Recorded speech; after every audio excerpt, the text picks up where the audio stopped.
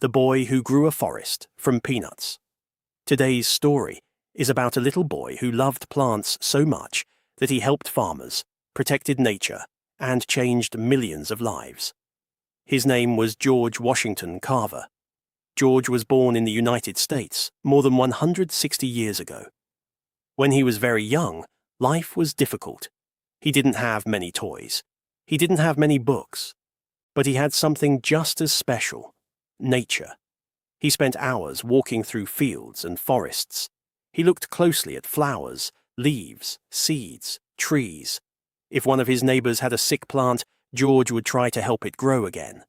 Soon, people began calling him the plant doctor. As George grew older, he never lost his love for nature. He studied plants, soil, and farming.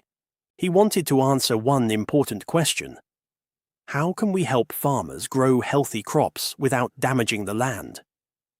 At that time, many farmers planted the same crop, cotton, year after year. Slowly the soil became weak. The harvest became smaller. Families struggled to grow enough food. George believed nature already had the answer. He discovered that planting peanuts, beans, and sweet potatoes could help the soil become healthy again. These plants returned important nutrients to the ground. Soon, farms became greener, crops grew better, families had more food. But George didn't stop there. He wondered, what else can we do with peanuts? He experimented for years.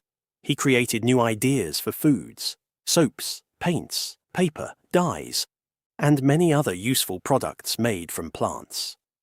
George cared deeply about protecting the earth. He believed that nature was a wonderful gift that should never be wasted. He often reminded people to use what they had wisely and to take care of the land for future generations. Today, farmers all over the world still use many of the ideas George helped make popular: healthy soil, crop rotation, respect for nature. His work continues to help people every single day.